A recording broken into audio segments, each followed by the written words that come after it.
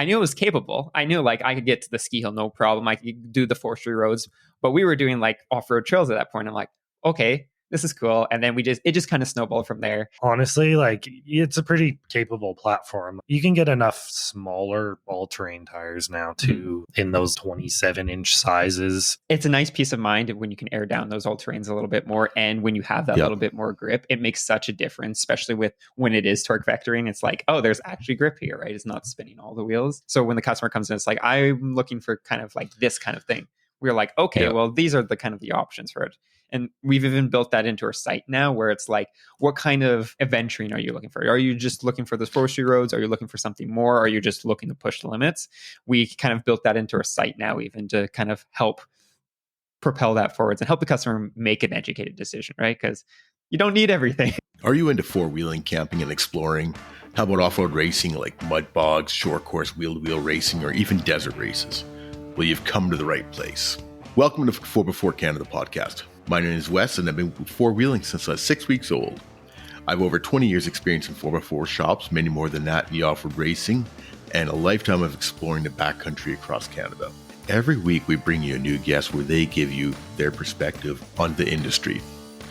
We discuss everything from four-wheeling, overlanding, every form of off-road racing across this great country, as well as we talk to Canadian manufacturers and 4x4 shops. Just a quick reminder that if you're looking for more episodes, you can find all of our episodes on 4x4canadapodcast.com or your favorite podcast sharing platform. You can find us on Facebook, Instagram, and YouTube at 4x4canadapodcast.com. Now let's get to the show. Austin and Chase, welcome to the 4x4 Canada podcast. Thanks for having us. Thanks for having us. So, Flat 4 Off-Road is a store that specializes in off-road Subaru and other crossover vehicles, and we'll get into the shop in a second, but you guys can be reached at flat4offroad.ca and Flat4 Off-Road on Instagram and Facebook. And of course, we'll put all the information in the show notes where they can get a hold of you guys. And before we get into Flat 4, let's just talk about you guys for a second. Chase, your YouTube videos are what introduced me to Subarus that go farther than the park campground or the ski slopes. I've been in your videos for a little over a year, and it's been interesting in that you're taking Subaru places where people would not expect to see cars. How did you get into four-wheeling your Subaru, and how did your YouTube channel start and grow? Yeah, so the actual start of my channel happened a long time ago. So it was back in 2016. I've always been a car person. I grew up playing for Need for Speed Underground and Need for Speed Underground too. So I've always been a car person. So I worked throughout high school and I actually purchased a Subaru STI. And that was kind of the first thing that got me into modifying cars. I built that for a couple years. That's also where I started my channel. And I kind of started the channel as a way to document that because Right. I spent a long time looking for a bone stock 04 STI. It was really hard. I think almost 8 months of looking. And I finally found one with just an exhaust. So I wanted to document this process of kind of building it up. And then I did have the goal of eventually racing it and taking an autocross. It took me longer than expected to actually get there. But that was kind of the plan was the channel was kind of documenting that. And then during that time, I also found the Subaru community, and I started seeing back in 2016, late 2016, 2017, there was a couple people in Calgary that were building these off-road Foresters. And I was like, oh, this is pretty cool. I need another daily because my daily Subaru STI became my race car. So I needed another vehicle. And I was like, well, I want to have something that can take me on these adventures. I've always been an outdoors person, skiing, biking, whatever. So I'm like, well, a Subaru would be perfect for this because you see them as you said, you see them at the ski hill all the time. You're like, well, they can get here. So this was kind of my goal. And then started seeing ADF back in the day was building these lift kits for Subaru. So it's like, okay, that's cool. So I purchased an 04 Forester. It's actually about 2 months manufactured after my STI. So they're manufactured very close together, which is really cool.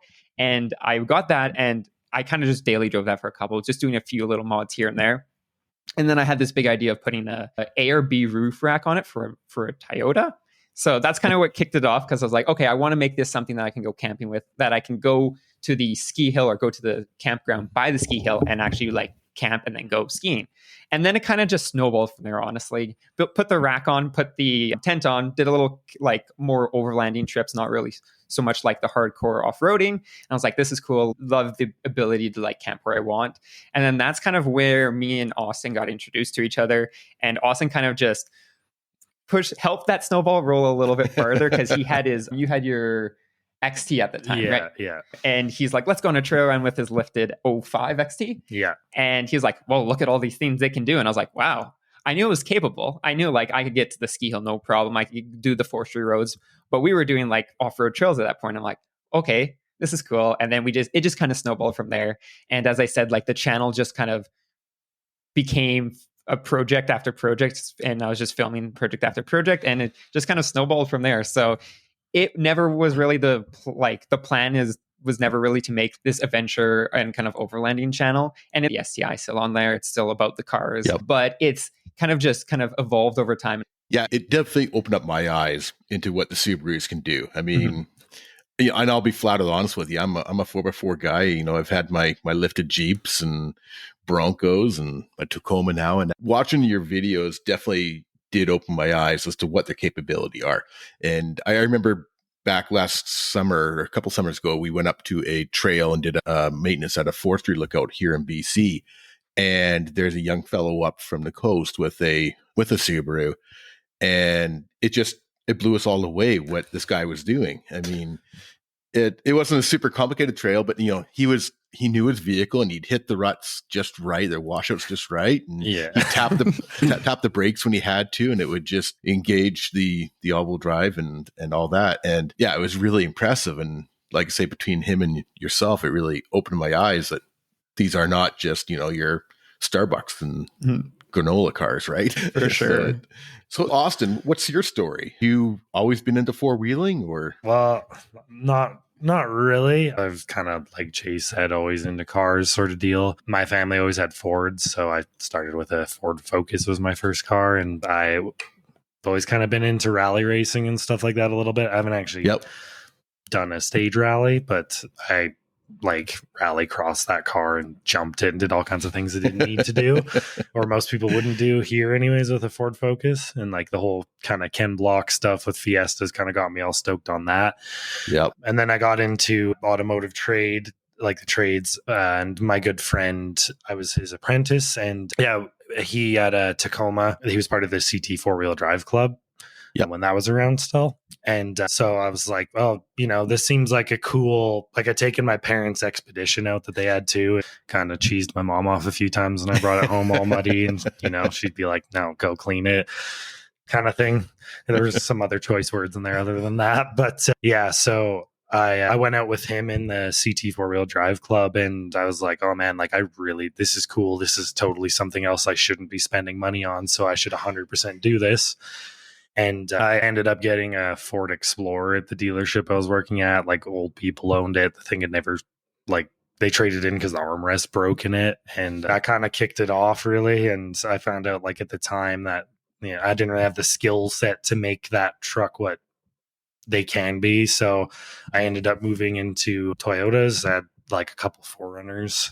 So kind of played with those and everything you can do with that. So I was like, kind of how it transition to that. And then when I was going through the automotive program, we had to tear down a Subaru transmission, and I didn't really think a ton of them at the time. Like they weren't really my jam. I like the rally aspect of like STI and WRX and all that jazz, but it wasn't the forefront brand on my mind. And when I tore that transmission apart, I was like, whoa, this is crazy. Like, this just makes so much sense, but not at the same time. So I ended up, like, after finishing that year, I think it was like my second year, I went and bought this Legacy from Canmore, because that in Alberta is the place to buy a Subaru. It's the Canmore Cadillac, as they call it. So this thing was by no means in good shape. It was a bit of a heap, but me and a buddy went and played out around the public land use zones around here with it, and I was like, you know what, maybe there's something to this. And then that transitioned into, like, he had an older Outback. We took it up like this we call it pretty difficult trail out here. It left a lot of bits and pieces on the way up, like the rocker panels were dented, the door wouldn't really open, but we got it to the top, and a bunch of guys that were with us in trucks on 35s were like, whoa, like, you know, and yeah, and then it's kind of where we ended up here after all that nonsense and a lot of money spent breaking things on cars.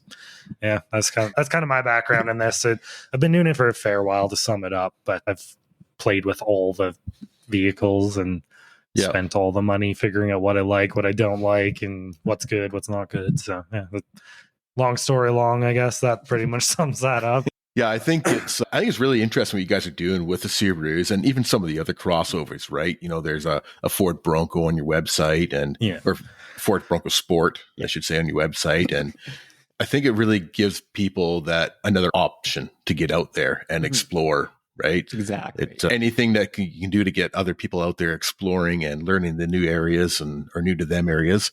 It definitely makes it worthwhile, right? So Flat 4 Off-Road, like I say, shop is known in Western Canada as the place to go for overland Subarus and other crossover vehicles. You guys are located in Calgary, right? Yeah, that is correct. Yeah. So how did the shop come around, Austin? Well, kind of with that, just to add on to why I sort of ended up in this whole game, is there's a few companies at the time kind of had this idea. Like, obviously people have been off-roading Subarus, like Australia does it a fair bit too. They have Subarus with low range though, so it's kind of, they have an advantage, I guess, over ours that don't have that. But I'd seen all these lift kits and stuff, and it was around, and there's nothing here at the time. And I was just kind of like, we were seeing a fair bit of it on social media, and I'd been doing it. The friends had been playing with these things, and I was like, well, what if we just get all that here? Let's open the Canadian market up to it, or at least Western Canada, to these products, and kind of just, you know, getting things across the border sometimes kind of isn't the most enjoyable experience. I mean, we're the ones that have to deal with that now. So I know more now how much, you know, it can be kind of a pain. So yeah, it was basically just like to kind of help continue feeding our, I don't know if you want to call it a passion, or the ability to continue sort of screwing around with these cars and seeing what else they were capable of. And, you know, it was just, really, that's all it was. It was just kind of sitting there. I was like, hey, this is a good idea. Let's just do this. This is an avenue of the automotive industry I hadn't played with yet. And like getting parts for people and helping people, you know, use it. And Subaru as a brand, like a lot of other brands, are obviously pretty outdoor focused. So kind of their brand ideas aligned to sort of mine. And I was like, cool, I want to support this other avenue that their vehicles can do, whether it was by accident they're good off-road, or now they're sort of making models that are deliberately good off-road. So yeah, that's pretty much how it came to be. And it's kind of evolved a bit because, you know, the industry itself is also seems to like that idea too, like Ford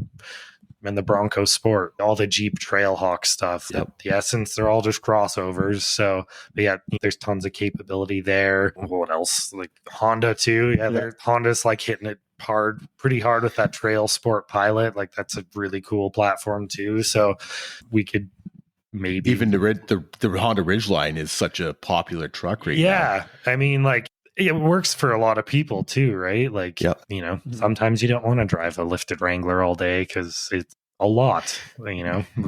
Oh yeah, maybe just having a car is a better gig, right? Like, there's drawbacks to everything, obviously, but yeah, it's cool to see what's happening right now. Even Kia has an off-road model in the Telluride, that's what it's called. Telluride. Yeah. So like, it's just crazy. Like, it's cool. It kind of makes you feel like maybe I did have a good idea when you see the fact that the industry is just doing what, you know, we kind of set out to do. So yeah, exactly.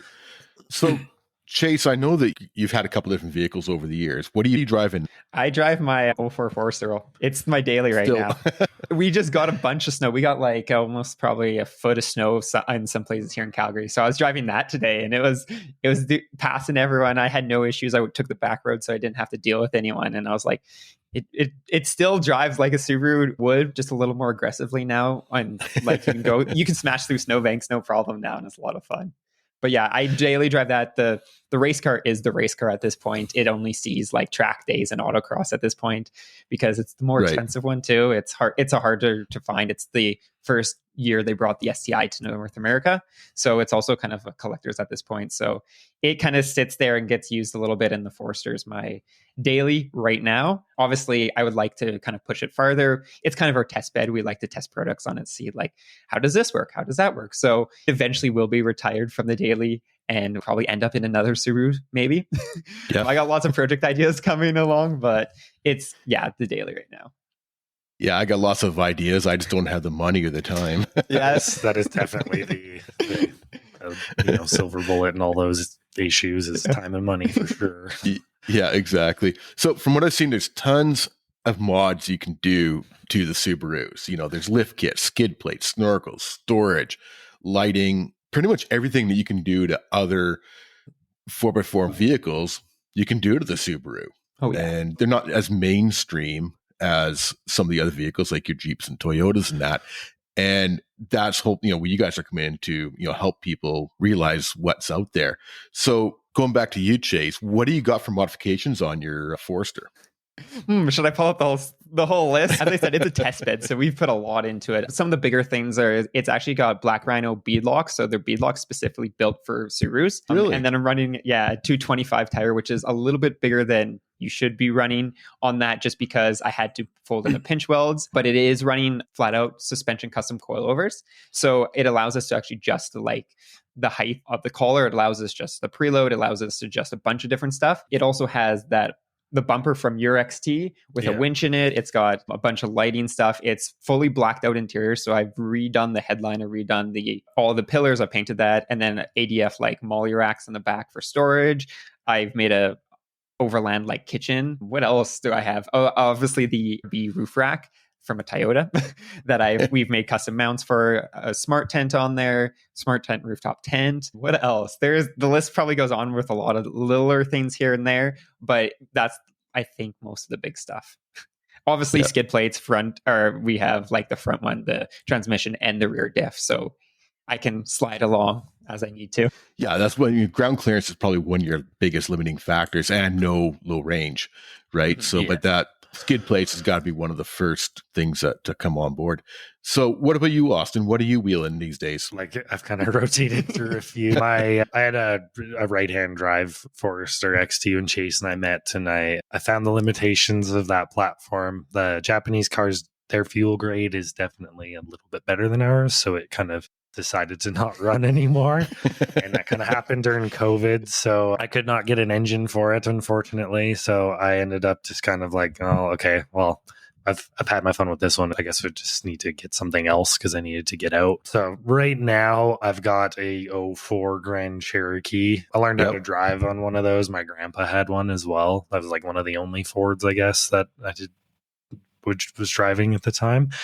And so I got one of those and kind of built it up as kind of like a little project to kind of like spend some time with him and stuff like that, because he's pretty pumped on it. He always wanted to screw with his and never did. So it's kind of a good test bed. It's kind of it's a weird truck because it is a unibody too. So it's like, it's got a lot of very similar kind of issues to maneuver around like Chase's car, but at the same time, it's solid axle front and rear. So it's got that going for it. It's a very like worlds collide kind of vehicle, all while having the worst fuel economy in the world because it's a 4-liter straight six. So, it runs great, but it leaks everything under the sun. So it's a Jeep thing.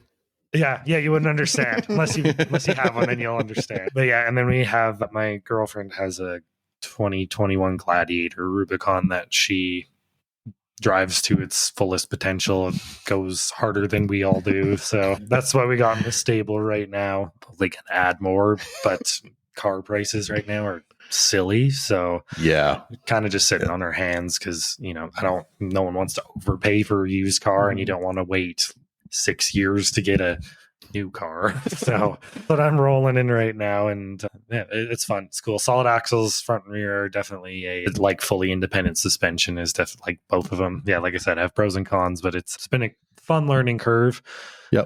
And sometimes frustrating too. The Grand Cherokees, I think, are really underappreciated vehicle myself. You know, like you say, solid axle front and rear.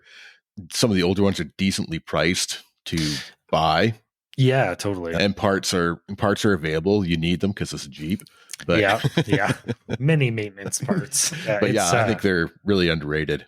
Yeah, we've got like a couple friends we got a friend with a Grand Cherokee Trailhawk, like the previous body style. And it is cool to see that one obviously has air suspension and fully independent front and rear suspension as well.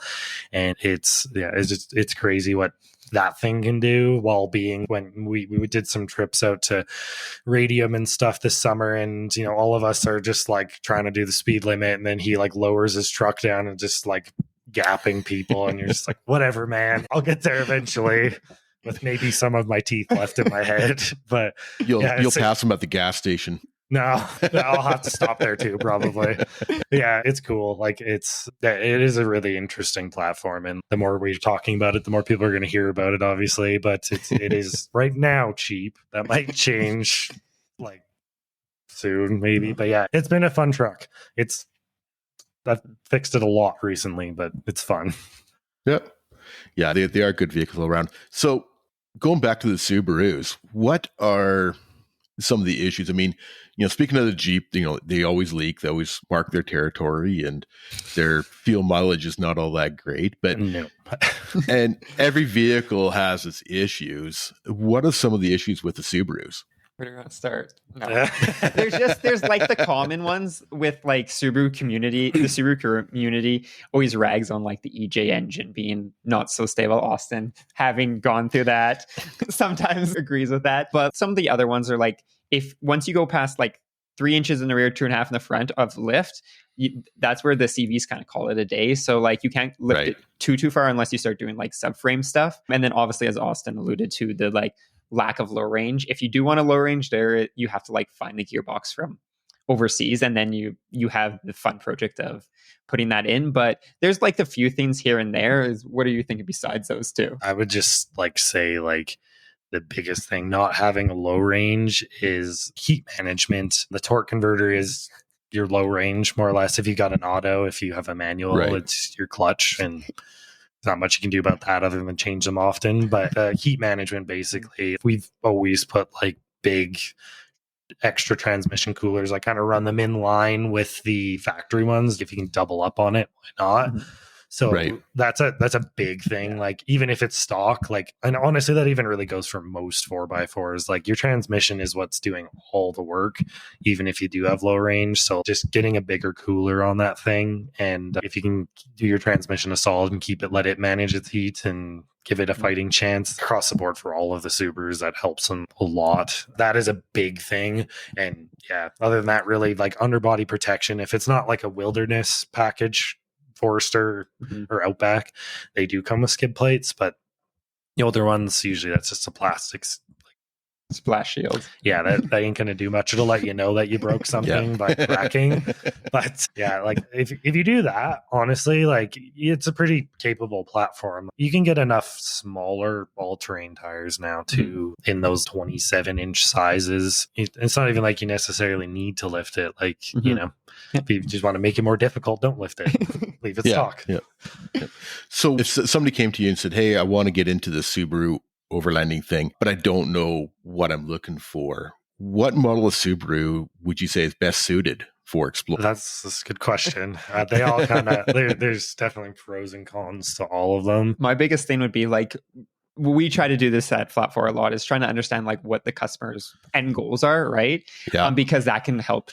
Having that can really help make a decision a lot better, and also decide on the mods, because we have customers that are like, oh, I just want to go explore some forestry roads, some skid plates for some added protection, and then some all terrains, and you're good to go, right? But yeah, if you really want to really push a Forester or push a Subaru, you just said it. You said Forester. I was thinking of Forester in my head. Yeah, I think like if fuel economy is higher on the priority list, the Outback is better. It is. Even now, it's still a car. If you look at it long enough, it's a station wagon. It's still a station wagon, which is sweet for like flat out like off-road performance. The 09 to 13 Forester, the best because it does still have a automatic transmission, like not a CVT. Right. And it does have pretty nice approach departure, and Yes. it's just a nice wheelbase. And it is kind of the first Forester that looked like an SUV, like every kind of SUV looks like now. And then for the more modern ones, the teen to, when did they kill that The off? SJ. Yeah, the last gen Forester XT, I feel like that was 16, 17, or 18. Somewhere in there. The Turbo XT, like that kind of current body style one, it does have the X mode system in it. So What's the X mode? I honestly don't know much about that. it's like they're, if you're a Toyota guy, so it's like A-Track basically, but they kind of roped in hill descent to that. So once it starts going down a hill, it'll keep the speed under 10k an hour. If you're going uphill, it'll grab brakes more aggressively, Right. And normal traction control kind of give you more throttle too, rather than trying to kill the throttle.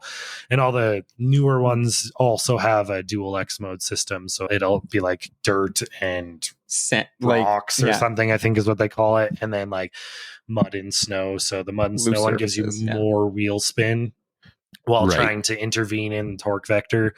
And the first mode's more just like trying to shove power slowly towards a wheel being, I don't want to say intrusive, but it's just more deliberate. It's not trying to be as passive as the other system. So that last gen Forester XT that had that X mode is only a single stage one. So the benefit of it is it does have those approach and departure angles of the previous body style, like we mentioned, but it has a fair bit of jam when you step on it. So that's kind of like, we push them pretty hard, and those two models kind of, that they stack up pretty good. I mean, the wilderness models are also pretty wicked. Like Subaru did a really good job with that. They made better what needed to be made better, and they're wicked. But if you're kind of looking in a budget, those older models are pretty deadly. And it's nicer when you have an older vehicle. I can definitely attest to this, is when you have an older vehicle, you're worried less about damaging it, and you can push it a little bit harder. Like we were doing some like alpine sections, and I knew the rocks were going to be like scraping the underside, and I was going to be like resting on them. I probably wouldn't take a new wilderness up there because I would be too worried about all the nice new plastic and all the nice new skid plates. But my car, if I bend a skid plate, we can go grab another one. It's a 04 with 400,000 kilometers on it, right? So I'm not too worried about it. Where like the newer ones, you were like little more worried because I paid a lot more for it, right? So it's nice. That's why that 09 to 14, that Forester is like one of the nicest, because it's kind of the newer body style, but still it's not like brand new where you're like, oh no, if I scratch it, it's going to hurt a lot more than if I have an older one. Yeah, I get that for sure. My Tacoma's a 17, and it was mint when I got it a year ago, and I almost cried when it came out in the parking lot and somebody had done a hit and run on it. And I'm like, oh. But, getting that first scratch out of the way, and then you're good, right? So exactly. This is why I bought it. Exactly. These things are digging into the clear coat. You're like, this is why I bought it. This is why I bought it. Even though inside you're screaming, but yeah, exactly. About a week, exactly a week after I bought it, we already had a trip planned, and so I bought it and showed up for the trip, and it was totally stock. I hadn't done anything to it. I didn't even have my radio or anything in there. And one of the sections of this trail, it was such thick alder grown over, and it's just scraping along the side, but not just for a couple miles. We're talking 10, 12 kilometers of this. And my buddy's on the radio behind me, and he's like, I have new car anxiety for you watching this. That sounds familiar to the BC trip in 2020. Yeah, we just got our Gladiator then, and we're like, oh, why don't you guys go first? So my girlfriend Lee was like, all right. She's just like driving through it. She's kind of like, she already accepted this is what we bought it for. And I was just sitting in the passenger seat, just like, I need to get out. I can't be in here. This is like, I'm going to go cut some branches or something. I just need to not be in here. This is just stressing me out. Yeah, let's send the widest vehicle through first, right? Yeah, it was great for everybody else. Yeah. So you mentioned earlier that somebody comes to you and says, hey, I want to do some, backwoods exploring. And you kind of feel what they're looking to do, and which I think is a great concept, right? I mean, things are expensive enough these days as it is, and want to find out from the customer, are they just going on a regular Forest Service road, or do they want to do some more extreme stuff? But what would you say are the first 5 things somebody should buy to modify a Subaru for backcountry travel, whether it be just some a little bit harder Forest Service roads kind of idea? I mean, you mentioned skid plates, obviously, as your probably your number one. I think all-terrain tires we talked about is just it. We've taken people out where they have like thinner wall tires and just like the stock tires. And it's a nice peace of mind when you can air down those all-terrains a little bit more. And when you have that little bit more grip, it makes such a difference, especially with when it is torque vectoring. It's like, oh, there's actually grip here, right? It's not spinning all the wheels. And those are definitely my 2 top. That's kind of the way I went with my car. What are you thinking? Yeah, apart from like recovery gear, that's obviously important for every vehicle. And, what is there for tow points on those? Do they already have them, or depends on which generation? The older ones have some hooks underneath. They're a little, sometimes if you pull it too steep an angle, it can kind of kiss bumpers, but it is solid enough you can pull. And then that is something we do recommend to people with like any of these soft road kind of vehicles. Like if you don't have a trailer hitch on it, like that is a good recovery point. And I mean, like, bike racks and all kinds of other stuff on there too. Like if it doesn't have a trailer hitch, that's definitely a big one, just because that is somewhere someone can pull you out. Or, even if you do have like a hitch receiver style winch, like you could pull yourself out too. That's kind of, it seems silly, but it's odd how many like vehicles nowadays don't come with them when you really think they should. Yeah, that to me, that's a big one, just because, I'm sure we can all here say we've been stuck in doing something we shouldn't have been doing. And then if someone comes up to help you and there isn't a way to get you out, then it's like, okay, now what, right? So yeah, like to me, that's like a big thing. I mean, if you didn't make it through it going forwards, you don't necessarily need to be pulled through it front ways. You probably just need to pull yourself out and try something else. But trailer hitch is a big thing. I think a lot of these newer crossovers do have like actual hooks on them though. So if they have that, like the Bronco Sport's got some pretty good tow points on the front. Cherokee Trailhawk also has pretty good ones. The Honda does as well too now. And like for the Subarus for sure, trailer hitches, just because a couple of the screw and tow hooks can be scary sometimes if you're really yarding on them. So that's my big one, other than like what Chase said. There's for sure, because getting a flat too in the middle of nowhere sucks. MA usually doesn't do you a solid on that one. So it's kind of the big things really. And then I guess it's as you go up in like difficulty, I guess if you want, then you get into like the lifts, right? You could do a spacer lift to get a little more ground clearance, which is always nice. Then you're not scraping on as much. And then there's always, if you really want to push it, there is those like custom coilovers. Like any suspension upgrades, those usually have maintenance intervals. So that's usually for people that like really want to push those cars. Usually we have better solutions for people that more daily. Like the Ironman ATS kits are awesome for modern Subarus. They are like a full coil setup, but they are maintenance free. They're like the stock strut, just more travel and a little bit of a lift. So that's definitely like the next level up. And then for number 5, I don't know. I think you really nailed them on the first ones. And as the person gets more involved, like you say, they can do the more modifications, right? So I think the first 3 or 4 were the basics that people need for sure. Yeah, just have fun with what you have, learn the deficiencies in the platform. Maybe the way it is now is the way it should stay for you. Like, or if you want to push it further, like we have with ours or like you do with yours. And if it needs more ground clearance, then that's the next thing on the list. But it's definitely, it's good to just learn it. Like maybe doing the rock crawling stuff and, even a Jeep or a Toyota is not your jam, then it's no point in putting all that stuff on it to have extra maintenance on something that you're not going to use. Extra weight. So everything's give and take really, right? You make something better off-road, it will make it worse off-road. Or on-road. That's I agree 100% with you. And I've said it many times, both here on the podcast and in person, and that is that I feel people should drive their vehicle the way it is for like 6 months, right? Then they can find out what the limitations are, what they're into. They can learn their driving skills, and they can, like say, learn limitations of the vehicle, and then start making the modifications and moving forward.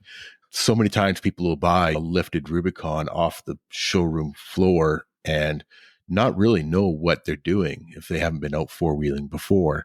And I think when you learn to drive a stock vehicle, I think you're becoming a far better driver. Oh, 100%. Make what we sort of do appeal to the guys that have like, or Jeep guys or Toyota guys or Ford truck guys, whatever. I came from 4Runners on 33s. That's kind of where I stopped because I had to drive on the highway a lot and 35s weren't my jam. But going to these cars, like they might seem, some people might think they're kind of silly, or, like I know that I'll pick on the Bronco Sport. I know it gets a lot of flack because people are like, well, it's not really a Bronco, it's an Escape. And yeah, it is an Escape. But the one thing it does do that makes it more fun is, Chase can attest to this too, is like you do a trail, usually you start these trails with like next to no expectation that you're actually going to make it to the end, let alone maybe even like the first obstacle. So in BC, you guys got a fair few more options to do day trips to, let's say, or maybe not. I'm not too sure. It depends where you are, but I know where you are, you definitely have some options, but where we are, everything's pretty heavily regulated where you can and can't go. And usually I just want to go for a day, like, go out there, come home for dinner, and a truck on 33s or 35s. It's easy. You've done it enough times. And I don't want to say it gets boring, but you've kind of been there, done that, but you do it in a crossover and you're like, oh my God, this is hard now. You got to use your brain. You got to think, We've gotten some crossovers, some places like people are just like jaws hanging in. They're like, how did you get that here? And you'd be like, well, it was a lot of spotting, but we've gotten pretty good at that. But yeah, the drivers are always like, I did not expect to even make it out of like the parking lot. And there's a ton of capability in these things. And it makes you, like you said, with like stock vehicles, it makes you a better driver. And, in turn, it does make it more fun, I think. Like that's how, when I started with off-roading with Austin, my Forester was stock besides a roof rack because I was more for like just going on those roads and camping and stuff. And I had that zero expectation. I'm following you where? I'm supposed to do that? And he's like, oh, you have no problem. And it doesn't. You're like, oh. Getting ideas. You're like, oh, well, can I do that now? And then now it's got to the point where I'm just following the Jeeps up and I'm like, I can do that. I can do that. No problem. And sometimes I have to be more careful with my lines or whatever. But the Forester follows the Jeeps surprisingly well. Yeah, we've gotten away with a lot with Chase's car and some other Subarus and other vehicles we've come out with so far, how far they do go. But it's totally a different driving style. But like, if you're looking for more of a challenge, because the local trails are, you don't. And I mean, gas is getting expensive now. Like it's cheaper now, but it's still not cheap. And don't talk to us BC boys about gas. Okay. Yeah, fair enough. Yeah, it just makes it a little cheaper to do it, and it makes it harder. So if you're looking for a challenge, 100% recommend it. Maybe some people give you some weird looks if you're trading in a Badlands Bronco for a Badlands Bronco Sport, but most people love it. Just even every single one's different too. The Bronco Sport's it's got the same diff as the Focus RS in the back. It's pretty crazy. So when I didn't know that. That's cool. We have one on our website. The lady that owns it, we've taken it out to, there's a frozen lake here you can drive on, and where that platform and Chase's car definitely shine when you're driving it like a rally car. And then they also have the capability to keep up with the bigger trucks off-road. Like it's cool. It covers a lot of bases, like jack of all trades, maybe not master of, one specific discipline, but it's super fun. Like I honestly love it. And, Chase sometimes like, hey man, maybe let's not take this CX-5 there. I'm like, no, it can do it. It can definitely do it. And it does it. I know it can do it. Still surprises me to this day. So that's something else I wanted to talk about. I mean, flat four off-road's not just Subarus. Like, you guys are dealing with all the crossovers these days. And the Bronco Sport, I did see some of the stuff on your website. What's available for the Bronco Sports now in regards to aftermarket accessories? There's more and more, it seems like, every day. Yeah, it's because it is an escape too. The Maverick is also kind of helping drive because it's all the same parts too. Yeah, for the most part. I think there's a little variation with some stuff, but yeah, like the flat out suspension Chase has, that is an option for them too. Star has some spacer lifts for the Badlands specifically because it does have a different suspension than the normal one. Right. And the normal one has like the regular, I don't want to say normal, but like the non-Badlands trims have a lot of spacer lifts, anywhere from like 1 inch to 2.5 sort of thing. That's where it's sitting right now. It's just getting more and more popular, it seems. Ford did a good job marketing those cars to, the outdoor audience. Yeah, I mean, you can get an interior bike rack in it. Like that's so cool. They did a good job with that. We've had a lot of fun playing with it. It's very interesting to see what it does versus Chases, but then also the same time it has it also has the CV shaft issue, so I wouldn't go more than 3.5 inches without lowering the subframe sort of thing.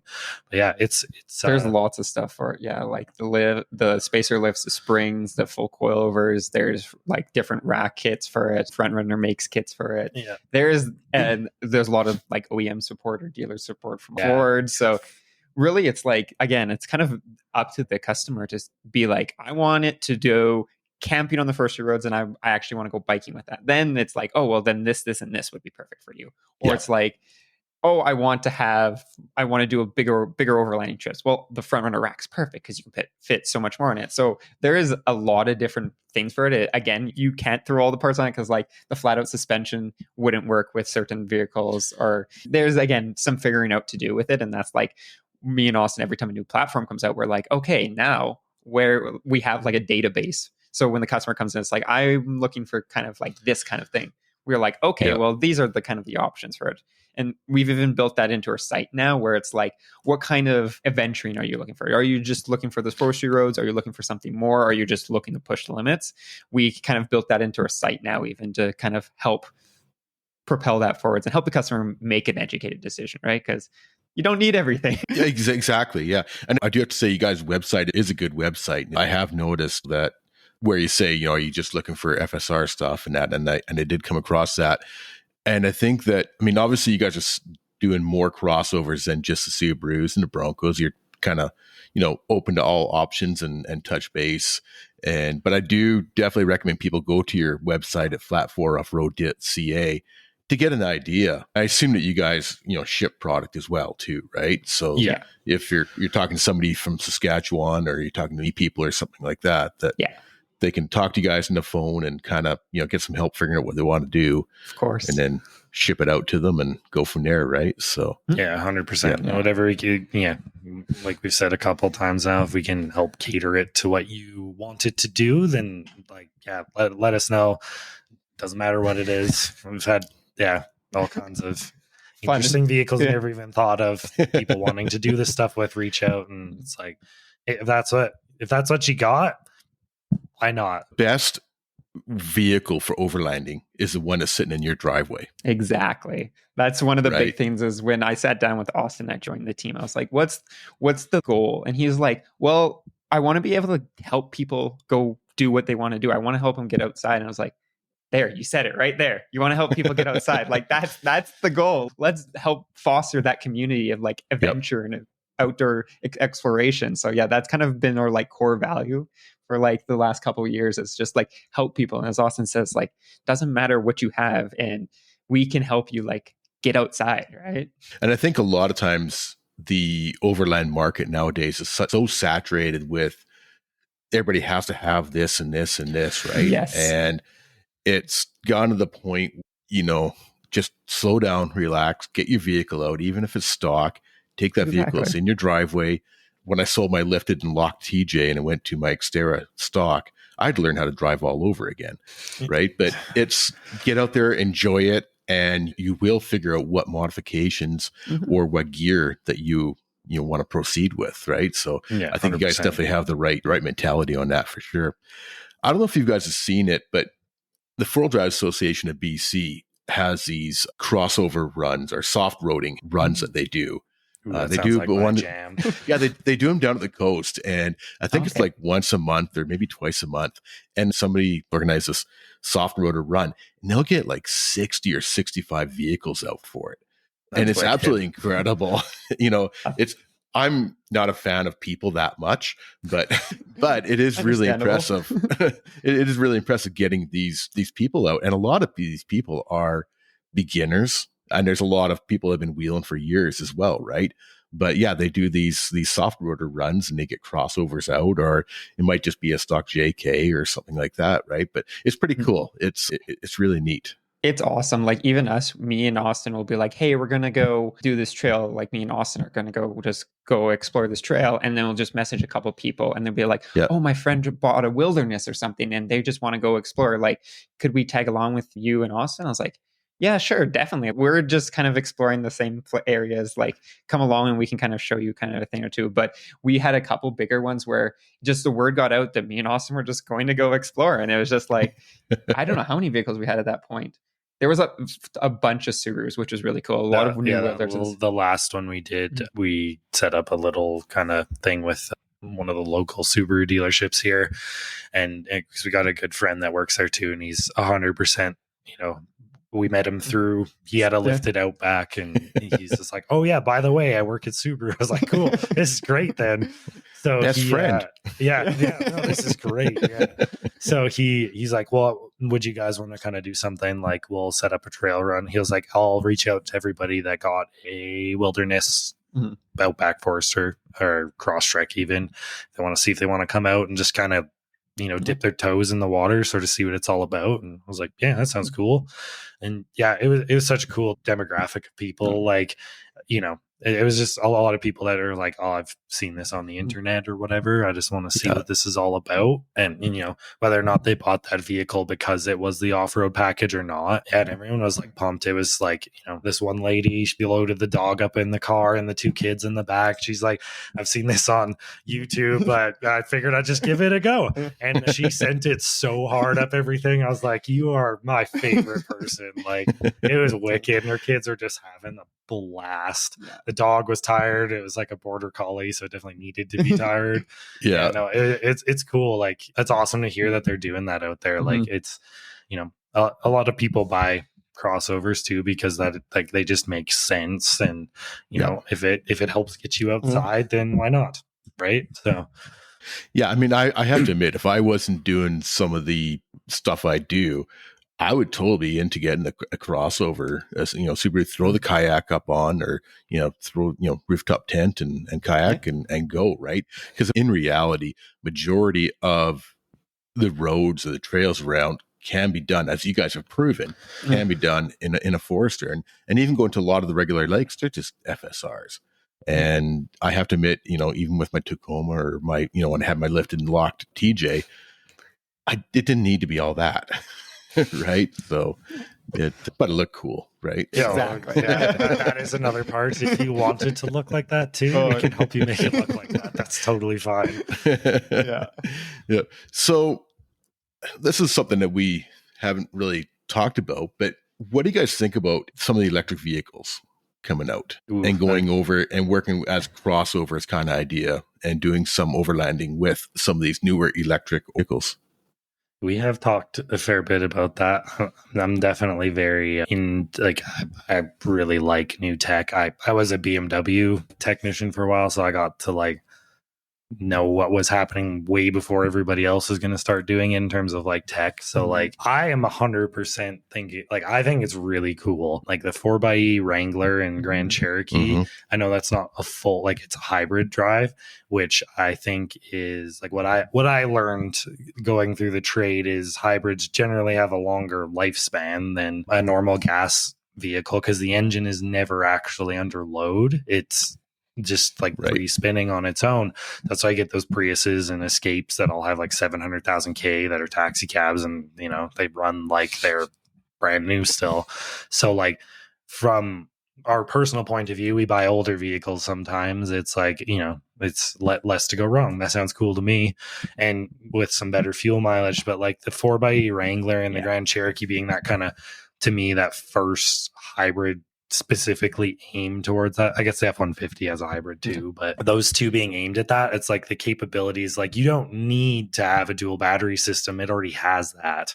You don't need, like, you know, it'd be super cool, I think, to roll up to a trail and cruise down in an EV, like as far as you can. And then you know, sometimes you do spend a lot of time idling, especially if you're in a group. And if your vehicle doesn't need to do that, that seems like a win to me, right? And like just the hybrid systems alone, like I'm super pumped about that. Yeah. And we've been trying to get our hands on like a Crosstrek hybrid or a Forester hybrid. They're all out east, so they're kind of difficult to get in that too. And yeah, like I love the idea of like the hybrid system. I think that's a great next step personally. Everyone's all about bringing ovens or like, you know, stoves and stuff camping. It's like, man, you could bring like a TV and a Wrangler 4x8 and just plug it in the back. You could bring bring a whole like kitchen if you want. Toaster oven. Yeah. A toaster oven. Like, sky's the limit, I think, with those things. Like it's cool. I love it. I love the way it's going. Even like that Hummer, like she's a big unit for sure, very big, but that's some cool tech. It's just all around less maintenance too. Like the hybrids are definitely like a big step towards the less ownership cost for us. And the full electric, once the range is there for like the overlanding aspect, so you're not kind of planning a week-long trip based off of where you can charge. Yeah. I think we're stoked on it. What we're doing still too is if they're all unibodies, like the Mustang Mach-E is a unibody, and that'd be cool to see when I was off-road. If you have a Mustang Mach-E, let us know. Yeah, like you can still lift those, and you know, they don't need low range, they have instant torque, so like Sawzall clears a lot of things. Exactly. It doesn't fit, you can make it fit. Oh yes. Yeah, I love it. No, when we've had that discussion with like that, the kind of the next step with those hybrids is it's interesting. And then once we see that technology actually kind of evolve, when that will be, who knows, right? But to see that kind of technology evolve, I'm always a believer in progress. So to see that kind of progress happen, it's great. Yeah, I agree with you guys 100%. I think the hybrids is really, really neat. I am interested in the full electric vehicles, and I'm really interested to see if we can get that range up. And once you get that range up a little bit, I'm not a huge fan of, you know, sort of being shoved down our throats, but I can definitely see some of the advantages. And I mean, you take a look at that Hummer. It's a big rig, like you say, and it's 9,000 pounds. So if you get that thing stuck, you need help. We were talking about that. Yeah. What do you need to pull that out? Tank or something. Yeah, but it's and the Rivian. I think I'm absolutely in love with the Rivian truck. It's a cool looking truck. Yeah. It's a good looking truck, and the fact that they've taken it out in Colorado with the journalists and done the YouTube videos or whatever, they've done a great job marketing it towards some of the outdoor people as well, right? And I think it's going to be interesting. I think driving one off road, I mean, the torque is instant. It's right there. So it takes some getting used to. I've heard that from a few guys with the 4xEs that it takes a good bit of getting used to. But yeah, I think it's going to be really interesting once they can get that range up. And that's going to happen. I mean, you take a look where they were 10 years ago, even, right? You know, compared to now, it's a night and day difference. And technology is always changing. I mean, the iPhone's only been out for 12 years or something, right? Now it's a better, it's a better camera than my full blown digital, Nikon is, right? And, technology is coming. It's going to be interesting. Exactly. Yeah, I agree 100%. I mean, like if Tesla's anything to go off of, the first car they made that was like based off the Lotus Elise chassis, and that had like 70 miles range, and that was just, everyone's like, whoa, that's crazy. And you're just like, I mean, for a sports car, sure. But then like, pretty quickly with them like Model S too, and that came out, it was like, not only was it like a really nice looking car, like probably one of my favorite looking four-door sedans, it was like an absolute missile of a car, and it had actually like usable range. So, like even just these little offshoot, I don't want to say offshoot companies, but like Rivian and Tesla and all these smaller makers, if they can really like force the big guys that way too, they've got competition now. If the current big manufacturers don't want to do it, then it probably won't progress quickly. But it's cool to see these like kind of like back to the 60s again, where you had TVR and like all these little British sports car makers that just kind of disappeared, or like when Pontiac was its completely own brand, and like the competition that it drove with like the ridiculous motors we used to have. Not that like now gas engines are also pretty ridiculous again, but it's cool. Like I love it. It's driving. The competition is just going to make it better for us. Like you said, it is kind of getting forced, which is kind of worrisome in a way, because does it change our lifestyles then if we can't do the things we want to do? That might exactly suck, if the technology doesn't come soon enough for them, right? One of the concerns I do have is when I was living in Ontario, is when they started banning gas on all new buildings. They stopped getting gas fireplaces and gas stoves and went to all electric. And they really pushed everything's electric.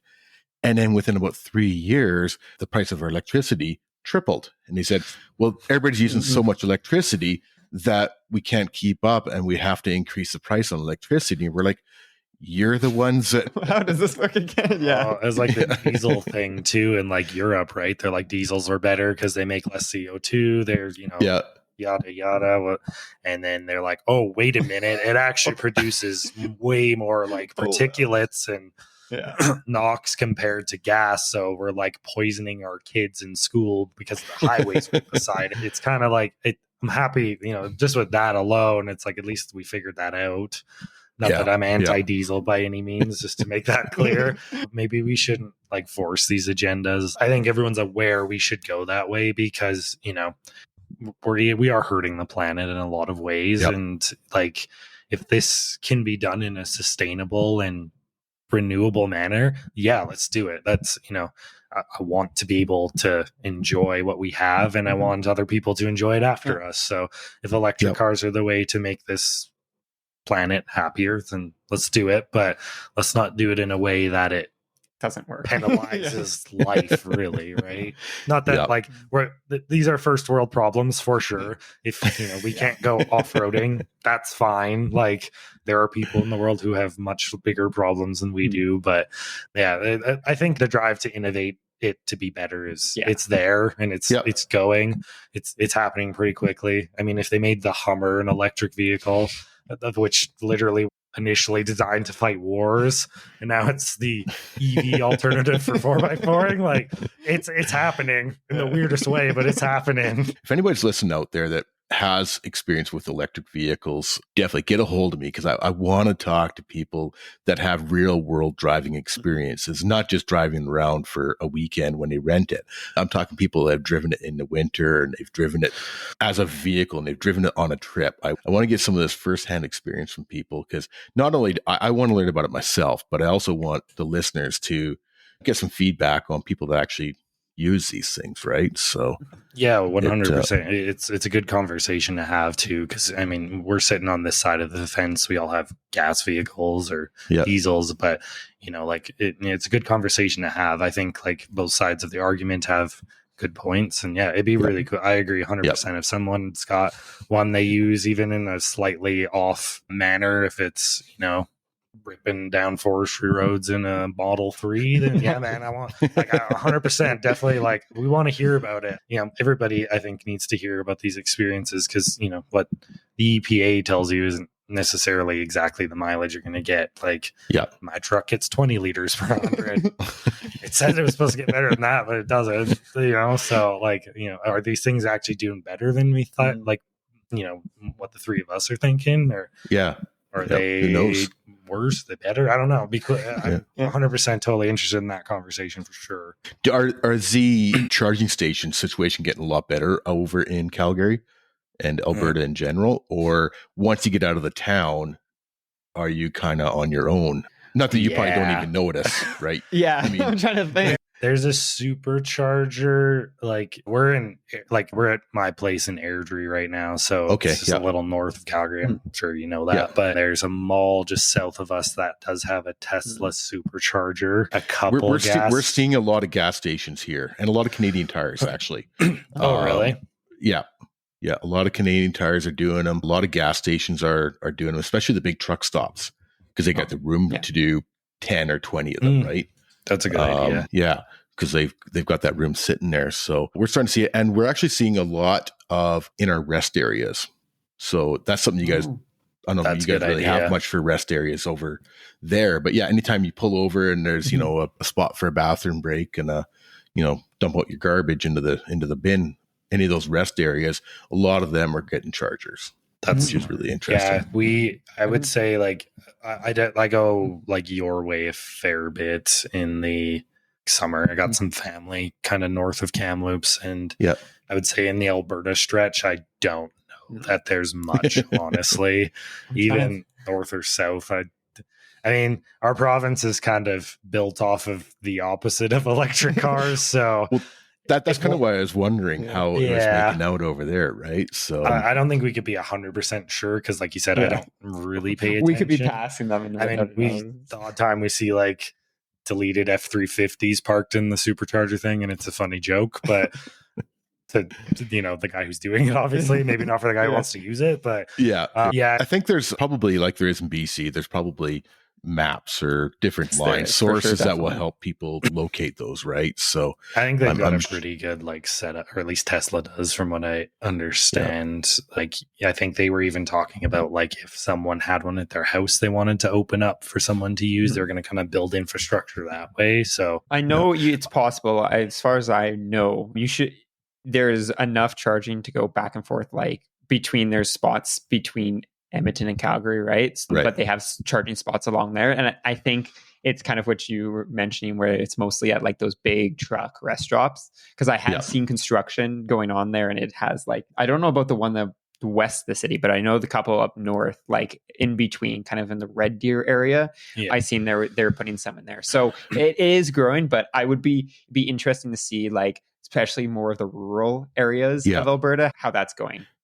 I know the BC, like going from Kamloops up to Jasper, there is actually quite a few, and they utilize the rest areas for that. So I do know a few people that have the electric vehicles, and they've gone to Edmonton, and they've stopped once or twice, whatever, along the way, but they're in those rest areas, and there's 2 or 3 or 4 or whatever. I don't know if there's superchargers or whatever. I don't know enough about them, but sounds like a place it's all to put it. Learning experience, right? Right. Yeah. Always. I just will enjoy the stop, I guess, if that's a good place to put it, because most gas stations aren't in the prettiest places, so they got that advantage over us. Yeah, no doubt. So a little off topic, what do you guys eat when you're camping? Are you guys like G from BC, where he sits by the campfire with a couple smokies, or do you guys go a bit hard, a little bit more than the craft dinner and stuff like that? Can I say both? It depends on the day. Like me and Austin, we've done quite a few like multi-day trips, especially through BC and stuff. And some of the days we're on the trail for a long time. So it is those smoky days. But then there's other days where we're like, we know we're camping at this really nice spot. We'll get here early. That's when you pull up like the steak and the potatoes and you have a real meal. I would say, honestly, it seems like it's a bit of both. On the day trips, I find we're moving so much. And then like with me doing a lot of the content there, taking the photos and doing the videos, I find I don't eat a lot when we're moving. So sometimes when we are having those meals at the end of the day, that's where I'll eat a lot and have like a really nice meal, because I haven't ate all day because I'm running around filming with the camera and stuff. See that's why you're so skinny, right? You're just running back and forth and not eating. I have, because a lot of times I'm filming, like when we're out on our trips, I'll probably go like in the back or whatever. So I'll be running, setting up camera, and then I'll run back to my car, film, and then do that. And I have so many clips of just me just running through the forest. I need to make a super cut of it someday, because it's just every shot is just me running through the forest. Like run, Forrest, like run. Cruise running beside you or something. Yeah, exactly. That's gonna be a long super Who's cut. faster, Chase or Tom Cruise? Yeah. What about you, Austin, for food? I on the day trip stuff, because I end up spotting a fair bit. Usually, I just like honestly. We get pizza the night before and just take like leftover pizza. It's pretty easy. It's quick. You can ram it down your face pretty, just kind of get on with the day. When we do the bigger trips, I'm kind of like, sometimes I'll just like do the easy thing, but we kind of like to make more complex things, but using like the very minimal stuff that you would pack when you go camping, like put 2 frying pans on top of each other and like make pizza with like pita bread or something, or like I don't know, make pierogies or something weird like that. Like we've even taken like one of those, what are they called? Hello Fresh kits or whatever. Make those. Like it's all kind of prepackaged. Why not? Right. So some people would take dehydrated food packs. These guys bring the Hello Fresh. I mean, it's hey, we got all like some of the trips. Yeah. Like one of our friends with the cross track, one day he was like, I'm just going to bring dehydrated foods for our trip. And we're like, what are you doing? And then Austin breaks out like all the pots and pans is making something. He's over there eating his dehydrated food. Yeah, it's just like making fun of him. Like, do you want to compare like nutritional stats on these things? I bet you yours is 90% salt. And then he's like, oh, how's dishes going? It's like, whatever, man. Yeah, I'm the same way. During the day trips, I find quite often if I'm by, I got to kind of munch. And that even goes just for driving an hour out of town. So, and my weakness is chips. So I'm trying to get away from that, whether it be trail mix or I'm trying to throw apples in the vehicle or whatever, because I'll sit there and just nibble on chips the whole day, right? And then you get to campsite and you're too full to do anything and just eating crap all day long, right? But same thing. Some days you pull into camp late and it's a craft dinner night, and other nights it's it's a steak or whatever, right? So there's a YouTube channel in BC called Just Jeeping Adventures, and he's coming on probably within the next couple of weeks here. And you guys got to check him out. For his food, him and his wife, like we're talking like cinnamon roll pancakes for breakfast. Oh, that's awesome. I can get behind that. Yeah. Sounds difficult and ridiculous. I love it. And pulled pork tacos, and they're doing pulled pork in a Dutch oven, right? Like it's just sweet. That's awesome. It is. Yeah, you got to you got to check their videos out. 100%. Like, he's coming on the episode next couple of weeks here, and sweet. Yeah, definitely listening on that. Sweet. Yeah, his videos are just.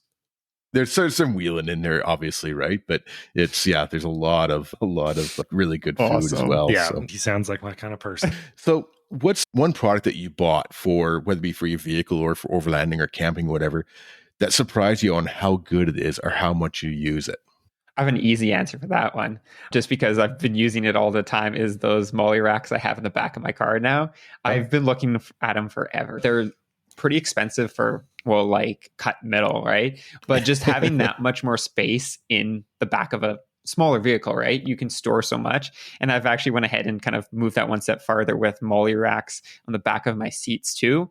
And knowing like with camera gear, when we used to go on our adventures, I had my backpack just sitting there. I was like, this is not safe, first of all. But second of all, like if I need to switch lenses or something, I need to be quick.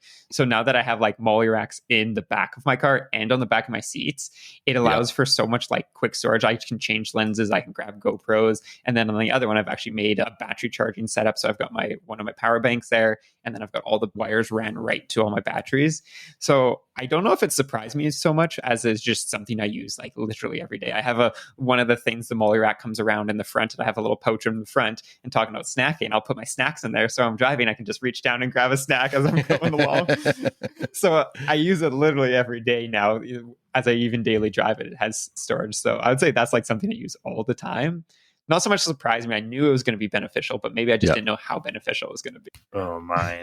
I'm going to go with it. I think you know what I'll go with. I've got this Viair, I think the part number's 88P air compressor. It's like one of the smaller ones you hook up to the battery terminal. I bought that when I had my Explorer in like, I don't know, a long time ago. And there were so many like times throughout the years that I would air myself up, and then I'm airing up. I think the spec on that's like up to 33-inch tires, but I do my truck, and then I do a truck with 35s, and then I do another truck after that. And you like look at the duty cycle, and you're just like, 100% duty cycle sounds good to me. I think you could just run all the time. I still have it. It still works. We still use it to this day. Phenomenal. I don't know why or how. It's not the fastest, but it goes the distance. That is 100% mine. They've gotten more expensive. I think I paid like $60 for it, and it still works amazing. Like best thing I've bought for 4x4 so far. Cause I've got one as well. And the same thing. It's just, it may be slow, but it just works. Right. Yeah. And I bought mine at KMS Tools on a Boxing Day sale kind of idea. It was like 50% off. It was just a score. Even better. Yeah, it was a total score.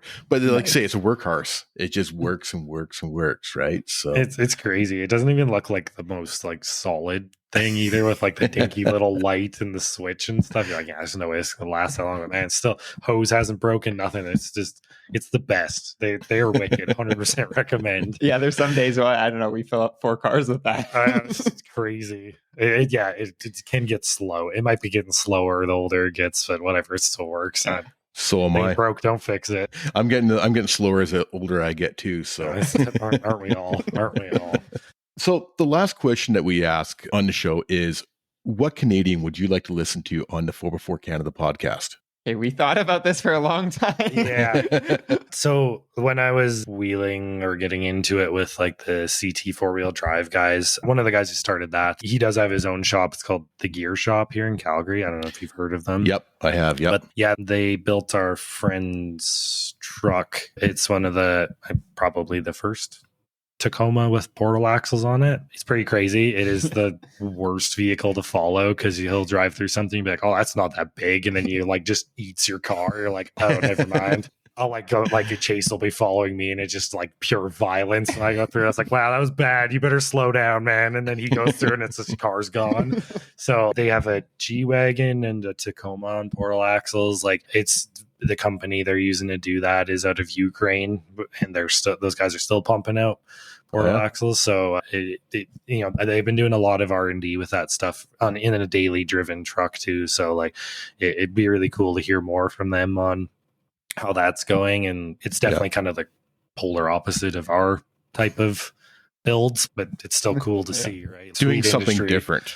Yeah, doing 100%. something different, right? So that's, It might not be for everybody, but like, everybody has a poster of a Lamborghini on their wall, not a Kia Forte. So you can admire that. It might not be for you, but like it's cool to know that sort of stuff's out there, especially on like FS trucks. That's pretty sweet. That just opens the doors for us to do something silly like that to a Subaru too, right? So there's ideas. So, it'd be cool to hear just how that's going. It's cool technology for sure. Yeah, I have heard of them, and I do have them on my list, but I'll definitely, talk to them for sure, because it's neat. I mean, and you said, like you say, he's got the Glenda wagon he's got there? Yeah, they've got the G55, I think is what it is. Yeah. I've seen that on the website. It looks pretty cool. Yeah, that is a very bizarre vehicle because it's got the guts of a Jeep under it, but like the horsepower of an AMG, and it's just a mix match of like performance at the opposite ends of the spectrum. They're super cool trucks. Yeah, and it did start as an army truck, and then they're like, let's slap a supercharged V8 in it and see what happens. It's pretty sweet. Yeah, no doubt. How about you, Chase? Did you have anybody else to add, or? I think honestly we had that discussion, and that was kind of the like primary one. There was we were trying to think, because most of the Subaru community, it's so big in the States. I was like, there's lots of people in the States, but I'm thinking like in Canada there's a lot less, and we were trying to think of someone like, as Austin said, he's known them for a long time, so it'd be cool to kind of hear from them. I definitely get a hold of them for sure. So once again, we're talking to Austin and Chase from Flat 4 Off-Road in Calgary, and they specialize in off-road Subarus and other crossover vehicles. You can reach them at flat4offroad.ca, and that on the Instagram and Facebook, of course. And Chase, we talked a little bit about your videos earlier, and where can people reach you? You can just find me at Chase Schrader. So you can find that on Instagram. You can also find that just on YouTube. The primary source would be on YouTube. That's where you kind of everything branches out from. That's where you can find the videos. And that's kind of the main source. Everything kind of branches out from there. Guys, you got to check out both of these, the Instagram and the Facebooks and of course the website for Flat 4 Off-Road, but you got to check out Chase's videos too. That's what, put me on to Subarus are, like I said earlier, not just, for Starbucks and granola bars, right? They're actually capable vehicles. And the video you did one not too long ago about going up into the Alpine and the big rocks. And I'm like, dude's going to blow his transmission. He's going to blow his transmission, right? And you worked it and you got it up there, right? And it's impressive what you guys are doing with these vehicles. So enjoy it. Glad to hear that it helped you kind of explore the scene a little more. Yeah, it definitely opened up eyes. Yeah, if it looks tough in those videos too, like I was in front of them in a in the Grand Cherokee on 33s, and I was churning rocks pretty good too. And like Lee and myself, when we were in the Gladiator and the Grand Cherokee, we're just like, we like look back, we're like, is he still with us? It's like, oh yeah, he is. He's right there. So we're definitely like pushing these things. Like even if you guys don't want to do that, like we can tell you where it stops. And like Chase is just filming that for people to see. And it's not fake. We're doing it for real, for sure. Yes. Well, I think it's definitely has opened up the eyes of a lot of people that, that they're more than just going to the rec site, down around the corner, Provincial Park, that they can go on some of these rougher roads to get to another rec site or to start their hiking trip or to drop the boat in the lake or whatever, right? So not everybody wants to go as hardcore as you guys do, but no, I mean, like even just this year for like seeing the opposite spectrum of what you can do with crossovers. I don't know if like you saw, but Honda Passport won the limited 4-wheel drive class in the American Rally Association this year. And it has the stock V6 with an automatic transmission, roll cage, interior's gutted, and then it had a hydraulic hand brake put in it. And he did it on mud tires. Awesome. It's like STIs and Evos and all kinds of stuff. So that is literally, it's a Honda SUV thing. Like, for the most part, not very performance oriented, but no. It's that's just a good practice, like almost like practice to say, the rally is a very brutal motorsport, and it's a that Passport's just proved it's a platform that can get beat up and keep going. And Subaru, that's where the Forester came from, was the same thing. So they all have the base to be beat up. Not that you should do it, but it's there's cool. That potential there. Yes, it really does. It does have the heart of a race car, even though it doesn't look like it. Another thing too is the Rebel Rally. Like, we interviewed some ladies from West Kelowna that participated in the Rebel Rally this year, or I guess last year now, but there's a lot of crossovers that do the Rebel Rally down. And I don't know if you guys have heard much about the Rebel Rally. It's the all-female event. But there's a few crossovers in there, and they're beating them across the deserts. And these can take more abuse than people think of. Not that not that you should be doing it, but no, unless you're prepared to pay for it, like by all means. But it's there's people beating it senseless for you, so you know that it's you know where that limit is, and where you can kind of I can go up to here with this stuff, and then Well, Austin and Chase, I really thank you guys coming on. flat4offroad.ca, the website. And if anybody has any questions about these crossover vehicles, Austin and Chase are definitely the guys to talk to. Always happy to help. 100%. Thanks for joining us tonight, guys. I really appreciate you coming on. Thanks for having us.